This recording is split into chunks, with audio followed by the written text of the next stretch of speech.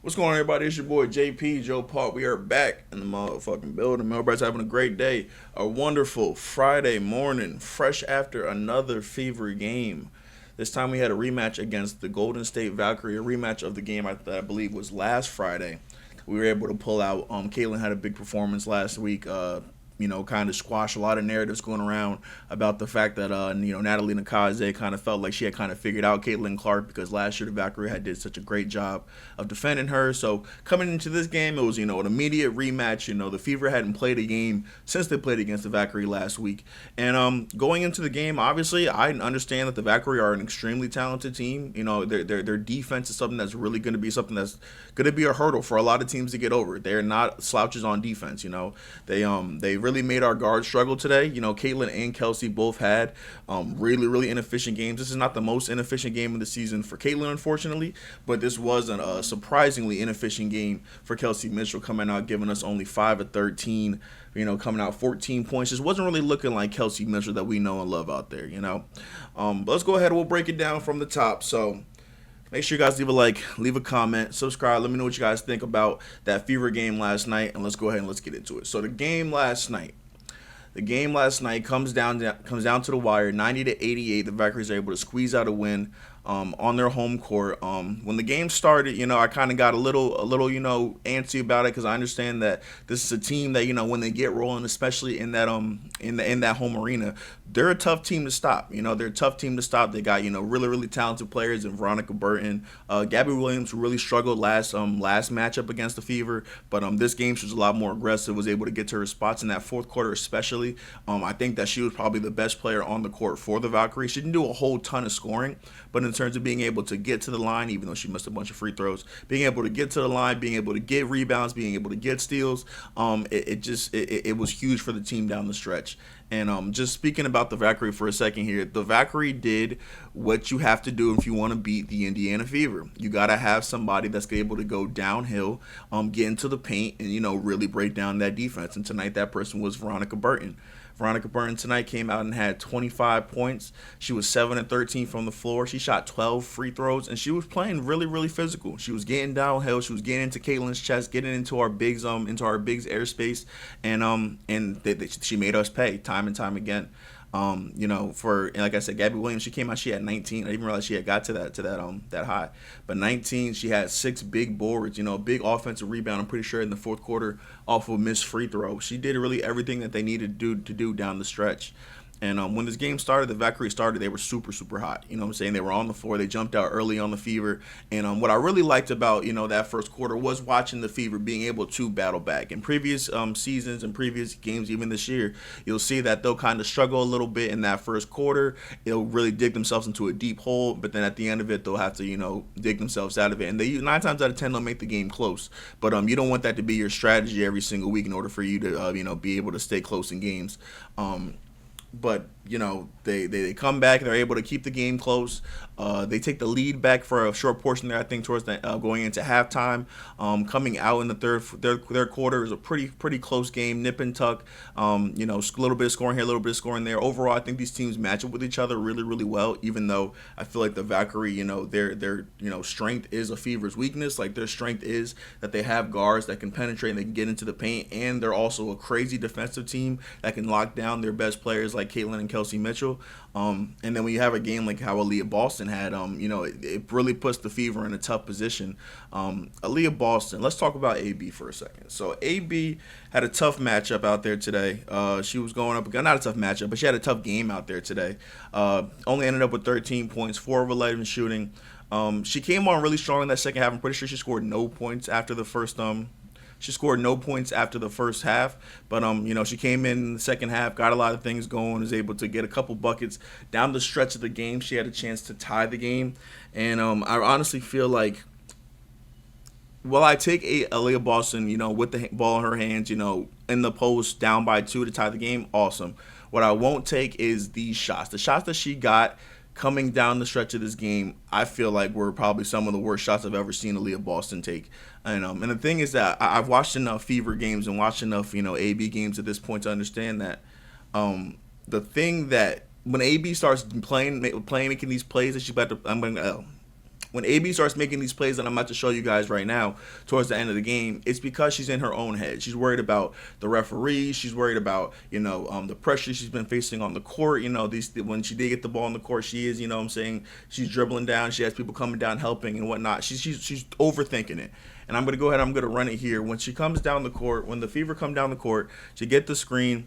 They come over and they're automatically looking for AB. All AB has her sealed right here. She has her sealed right here. And honestly, all AB has to do in the situation is catch, make a quick move, and go to the basket. She has all this space over here. I understand that it's not her strong hand. It might not be the shot that she necessarily wants to. But with her being in front of Kia Stokes right here, she has positioning. You have to make a strong move to your left side, and you got to finish here. But what Aaliyah Boston does here, she catches, she takes a dribble, and she starts to fade away from the basket. One, she took too long because now she gave time for the defender to come back down and to help out. Now we have a wide open Lexi Holt, but AB's in tunnel mode. AB's not looking to pass the ball right now. She's looking to make a play. Probably has the shot clock going down in her head, and she takes a terrible shot. This is not a shot that we want anybody taking, let alone our all W center. This is a shot that it's just a poor quality shot for that time in the game. I just think that in this situation, I would really want Aaliyah Boston to be more patient with the ball. Let me not say that. I don't want her to be more patient with the ball. I need her to be more decisive with the ball. I need her to either get the ball, one dribble, pound it, we're going to the rim, or we need to one dribble, pound it, we're going to try to go for a floater. But what we can't do here is catch the ball, dribble, now we're holding. Now we're screwed. Now we've allowed the defense to collapse, but now we have big hands and big arms, long arms in our passing lanes, and we're not able to get the ball out to Lexi Hall if we even want to. Even when we have fucking ball hawk Gabby Williams also here, it's a tough situation for Aaliyah Boston to be in. Don't get me wrong, but a situation that was preventable from the time when she caught the ball. But honestly, this wasn't the end of the game. So she takes this bad shot here. They end up getting a jump ball. The Fever end up winning the jump ball, and then hold up, let me get here. The Fever end up winning the jump ball, and then they get one more chance to tie the game. And let's see what happens coming out of the timeout. So out the gate, they really love running this Indiana Pacers play. This play where we have the inbounder over here on the side out, and we're basically just having all of our options come down and kind of open up one by one. It honestly is a great play. How the play ends up breaking down is actually the exact same way how I would have personally drawn up the play. But we're going to take a look again here at the shot that we got as a result of this great play. So we get the ball into Sophie Cunningham, and we go. So we got screens going, screens for Kelsey, and then Aaliyah pops. That's the exact same move I would have made. I would have popped right here because Aaliyah Boston is the biggest player on the court right now. I'm pretty sure that's Kayla Thornton. This is a good matchup right here. We'll take this with AB all day. But again, she catches the ball, and I understand that there's 0.6 seconds here. I feel like in this moment she may have had a chance to, because she had 0.6 seconds. Not like she had the 0.3 that was originally on there. So she was able to get an actual jump shot. I don't know, man. Maybe I would have rather her have popped out, but I just feel like it was a tough shot. Tough shot overall. I'm not going to kill AB over it. But just, down the stretch of the game, when you have times where you're able to, really be in the game and have a chance to really win, those are the plays that you want to see capitalized on down the stretch. So, like I said, obviously I'm not going to kill Aaliyah Boston. I think that, for the Fever to be losing, a game by 2 where, Caitlin Clark has 16 points on 25% shooting and Kelsey Mitchell gives you 14 points on under 40% shooting, I think you'll take a 2-point loss here. I think that overall for the entire game, you love what Raven Johnson gave you. Raven Johnson gave you a big scoring burst for the first time really this season, 7 and 10 from the floor. It was really easy for her getting to the basket. You could really see. Let me see if I can find her little highlights here. Here we go. And she played great. She played under control while Caitlin's over there crashing out. She's playing in control, getting into her spot. And that's the soft touch around the rim was not something that I thought that Raven Johnson had. I guess I didn't watch many South Carolina games. I've always known her as a defender, even though in preseason she showed a little scoring burst. But I think that this is the first time in the entire season where she showed consistently that she's able to, be an offensive player. And I think that Steph White has to keep giving her these opportunities. She has to be out on the floor. She has to be out there with Caitlin, has to be out there with Kelsey. defensively. I'm not sure exactly how you break up the lineups when you have three guards that are, that short, and the best defender of the three of them is the shortest player. You don't love that, but you have to find a way to get all of them on the court, because at the end of the day, Raven Johnson's going to be a member of this team for a long time. She's a player that, I'm saying, when she gets more burn, when she gets more run, she's going to be scary. When she is confident in her offensive game, she's going to be an actual offensive threat. Like when we were able to have Raven Johnson out there, let me see where her plus minus was for today. She was a +4. So she was a +4. When she was out there, she played just super, super solid. She took control of the game, and, she played within the game. So, I'm saying, we have to give her more opportunity, have to give her more run out there. Overall, for the rest of the game, not really too many performances to really talk about after that. Sophie came out, gave you 11. Lexi Hall had 5. Mo Billings was 4. But when our trio didn't do what our trio typically does, and that's have an efficient, good game, hey, all you can do is tip your cap off to the Valkyries, and you can just you gotta just respect them for who they are. Let's actually go ahead and take a look at these team specs. I actually want to talk about the defense that the Valkyrie did play. So they had 11 blocks tonight. And those 11 blocks, you can tell, towards the end of the game, they started getting into the head of some of the fever players. Caitlin Clark, she's trying to go to the rim. Credit to her, she's still being aggressive. Credit to her, she's still going to the rim. But she was just throwing up shots that had no business going in. Towards the end of the game, she had a 3-point shot in the corner that, they were down by 3, but they had plenty of time to run offense and get a good shot. Caitlin Clark comes off the screen, takes a poor 3, and the ball gets blocked by him. I'm pretty sure it's by Salon.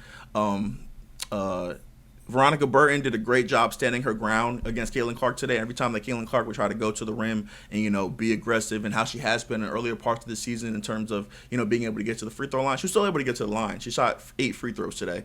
But Veronica Burton, I'm pretty sure, had 5 blocks. She had 5 blocks, and this is from like a 5'9" guard. She played extremely, extremely solid defense on Caitlin Clark. So the Valkyrie as a whole, they just played extremely solid defense. So big shout out to them. Big shout out to the Valkyrie. They were able to get their revenge.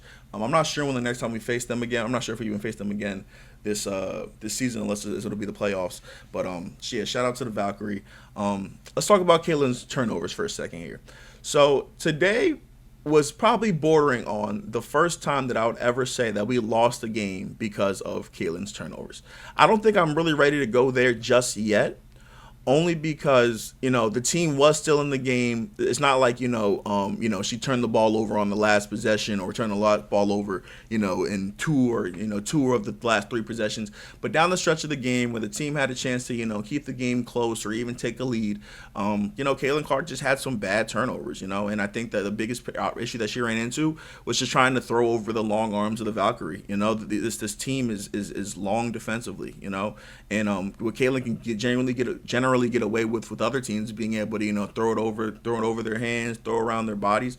And when you got active hands, the way how and there goes a block right there, but you have active hands, the way how the Valkyrie have active hands, you're not just going to be able to just throw those passes willy-nilly. And it showed here, because Caitlin just didn't have a Caitlin type game in terms of playmaking either. Let's see, she only finished with 6 assists. I don't even remember her even getting that hot, but it wasn't a game that we're typically used to seeing, where Caitlin has her hand on the joystick and she's controlling everything. So I don't think it's really not too much panicking that you could really do as a result of this. It was a great game overall. It was a game we hadn't played in a week. You really want to get that game after being off for a week, and having time to scout your opponent. You just played this team a week ago, and they're a team that you expect to be facing at another point in the season, whether it be in the playoffs or finals or whatever it is. So it's a game that you want to win, but overall, you'll take it, man. You'll take it. You'll roll with the punches. I think the Fever have lost all 3 of their games this season by a combined 7 points. So, the team is they're right there. They're bordering between being an excellent team, bordering between being just a really good team. But I think that's something that you'll like them trending in that direction. Let's take a look at Aaliyah Boston here, talking about the reffing for a little bit. I think it's super. Play the second half. I think it's super hard. Aaliyah, you had those 2 early fouls and had to sit for most of the first half. How does that affect your flow and your speed? Yeah, I wasn't even able to get into a flow. I played the second half. I think it's super hard to try and figure out and understand how the refs are calling it. I think it's super hard to get charged fouls when I don't think anyone's in legal position. shout out to the Valks. I mean, they did a great job selling it, and the rest bought it, to be honest, so good for them. That's just about that, man. That's just about that. This is what we was dealing with today. We was dealing with some real bad acting jobs out there. You know, real bad acting jobs out there. But it is what it is. We ball. Fever still going to the chip. Make sure you guys leave a like. Make sure you guys leave a comment. Let me know what you guys think about the Fever game last night. And I'll holler at you guys in the next video. Peace.